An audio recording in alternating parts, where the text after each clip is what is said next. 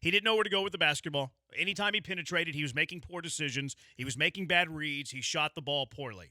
Jalen Green's first ever playoff game as a basketball player was a train wreck, was atrocious, was very, very bad.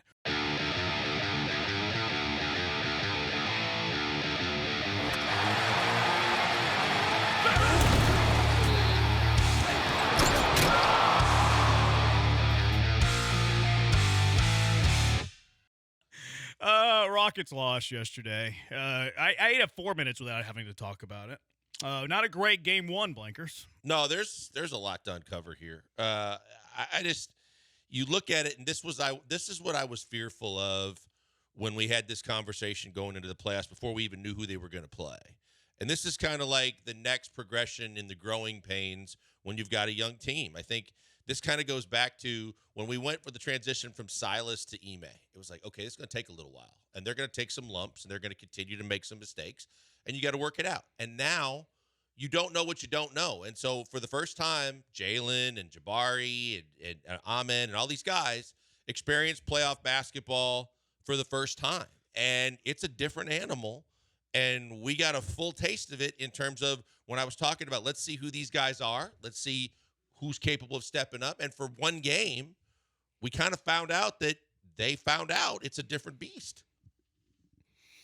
Look, they played poorly.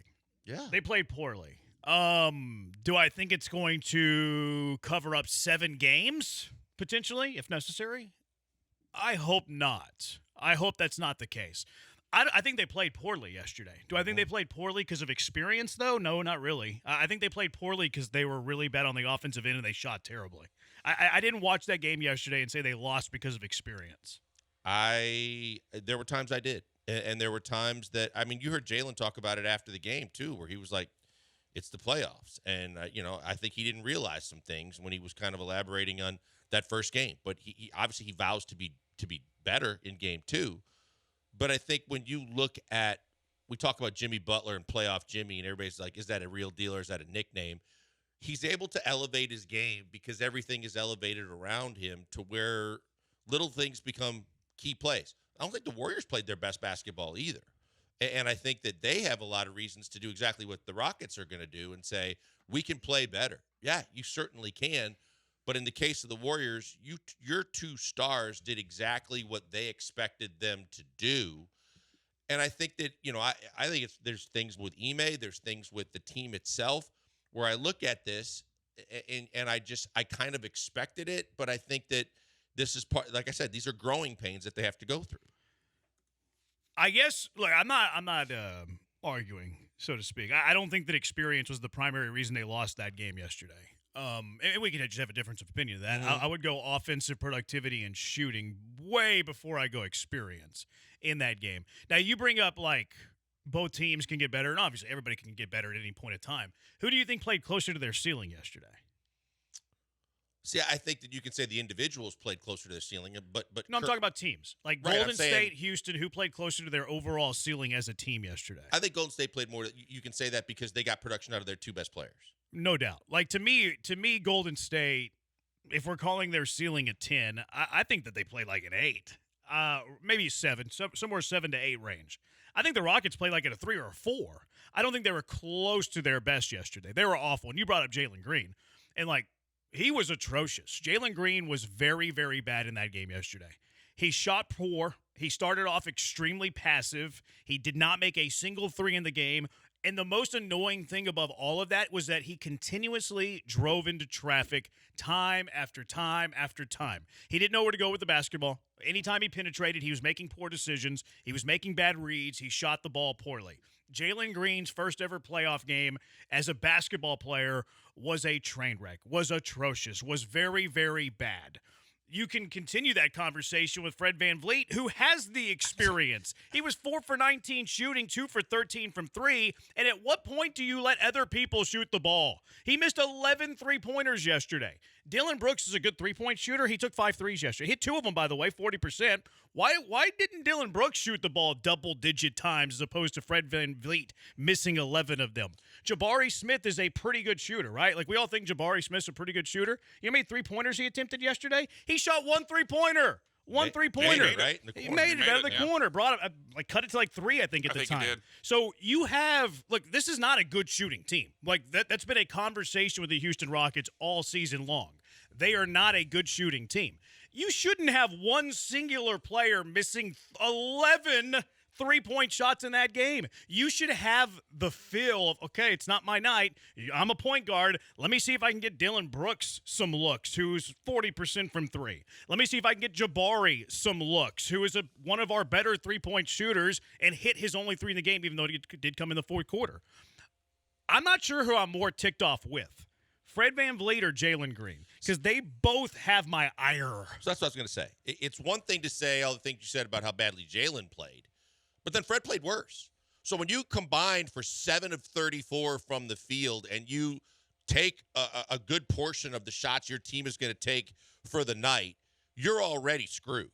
But then on top of it, when I look at Ime, and that's why I said there's things with Ime, at a certain point, if Fred's not going to stop, get him off the floor, because he's on the floor to be a coach on the floor. He's on the floor to make the right decisions. The right decision for him was not to keep shooting, especially from 35 feet. And he kept cranking him up from way too long for a guy that's not on a heater. So that annoyed the hell out of me. The other thing is when Alpi gets going early, you basically were succumbing all night long to playing Golden State's tempo. And I talked about it last week going into the series. You don't want to play their style. You want to play your own style. And I think that you also have to adjust your style. When Alpi got it going, and you could find out, we talked about their lack of defensive bigs. He could get in, he could get whatever he wanted, and I would have started to run everything through him as much as I could, and they just didn't have any concept off. They went back to almost Steven Silas-esque isolation ball over and over again during that game, and I'm going, what are you doing? Your best player tonight is Alpi Şengün, and you are basically avoiding him. Well, they went a lot of zone to try to take that away. Like, they were starting to do some 1-3-1, 2-3 zones. Like, Steve Kerr threw the kitchen sink at them to try to get the ball out of Alpi's hands. Because you're right, that is their biggest mismatch. They don't have an answer for Alpi Şengün. Draymond Green probably going to win the Defensive Player of the Year. He got abused by Alpi Şengün yesterday. Like, Alpi Şengün had 0 problem scoring on the Defensive Player of the Year. A lot of that's because of the size. Like, Draymond doesn't have the rim protection to be able to stop Alpi Şengün. So that has to be a priority. You have, to me, the bigger thing going forward is because they're Golden State running that zone defense, and it's hard to score in the lane whenever you're going up against the zone defense, especially with the 1-3-1, is you have to figure out a way to counter that, attack that, and beat that. Because if you don't do that, you're going to get beat in 4 or 5 games. You have to have the answers. And I think it was Kelly Iko on The Athletic today, who we had on last week. He showed different plays on his story today where the Rockets have beaten it this season. Like, he showed very specific, similar plays that happened in the regular season where the Rockets had the spacing, point of attack, Jalen Green gets rid of the ball, creates a 4-on-3 advantage for the Rockets on the offensive end. So they're capable of doing it. They have to do it, though. If they can't beat the zone, this is going to be a short series. Yeah, and I think that you touched on it. It's tougher to beat the zone when you don't have shooters. You got scorers. You got a lot of guys that can score. Fred's supposed to be a shooter. He's not anymore. At this point, he's too inconsistent. But you're not going to play Reed Shepherd. So we said the bugaboo for this team over the last couple of years has been a lack of pure shooting. They just don't have that. So you have to find ways to create lanes out of the 1-3-1. You have to find ways with ball movement and body movement to try and quickly move the ball to try and create open opportunities. And maybe that's not threes. Maybe that's just the fact that you get the best shot available. And I think that to the experience point that I was making too, Ahmed looked very, very tight all night long. Jalen was forcing stuff like this was all night long, like this was a different animal than he had ever experienced. So that's where I thought the experience paid off for Golden State in the fact that they knew when to slow it down. They knew when to attack. And that offense doesn't change, right? That's something that they run no matter what and who's in the game. And I thought that the Rockets kind of had to get their feet wet to figure it out, that this is a different level. No doubt. I mean, Golden State has the experience advantage, and in those areas of the game, they have the advantage there. but it wouldn't be a top 2 thing I look at as to why the Rockets lost yesterday. They just played horribly, right? Across the board. I thought they played fine defensively. Like, I know Steph Curry went off and had 31 and was knocking in everything, and in playoff Jimmy had 25. You hold Golden State to 95 points. That's a good day on the defensive end. Steph made 3 just hoping a Hershey bar. Unbelievable. I mean, he was the guy. I don't know anybody else in the league that's making those shots. Like, if you would have told me the Rockets are going to give up 95 points to the Warriors every game in this series, who's not signing up for that? Right. Everybody's signing up for that. This wasn't even about the defense. This was more about the fact that offensively there was no continuity all night long. No, that's my one thing. The one thing, why did the Rockets lose game 1? The offense was atrocious. And you might even be able to use my second reason as like a sub-point to reason number 1. Poor shooting. Like, a lot of times you have poor offensive execution and you can get bailed out with good shooting. Half of Steph Curry's threes weren't these unbelievable great offensive sets. You mentioned the one where he's falling out of bounds and heaves up a 3 and makes it. Was that a great offensive look? No. It's just you have a guy who's the best three-point shooter of all time that can bail you out of poor offensive execution. So the Rockets, one, had terrible offensive execution yesterday, and then secondly, did not have the shooting to overcome poor execution. Yeah, no, and I think that the other thing, too, like when you do find things that work, you had a massive advantage in the paint, but I think that they went away from it. They got careless, and again, well, zone will do that to you, though. Yeah, but also the fact that they got stuck kind of in the laundry up on top too much, and then the shot clock went down, and then they were forced to take a lot of bad shots off of that too. And then the other thing is Steven Adams. We talked about this going into this series. You can't do it for like the whole game.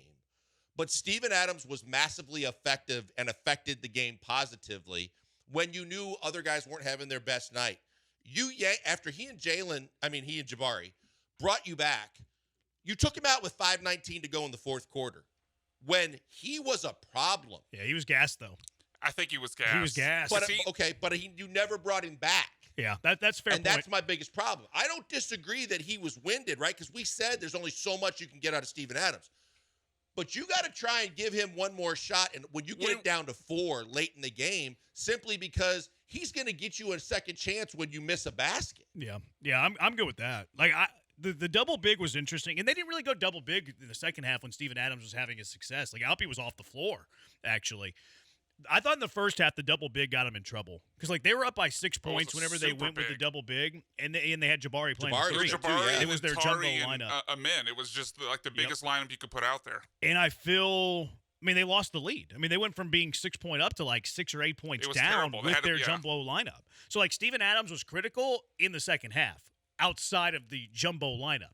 Which, look, the jumbo lineup has some issues if you can't shoot the ball. Like, we know Jabari is a pretty good shooter, but he had 1 3. Tari's capable of making threes. He was 0 for 4 yesterday. Alpi and Steven Adams are not three-point shooters, although Alpi tried a heat check early first quarter from 3. And Thompson's not a good three-point shooter. So, like, that lineup is going to have trouble shooting the basketball, scoring the basketball. So, like, that's a huge area of concern.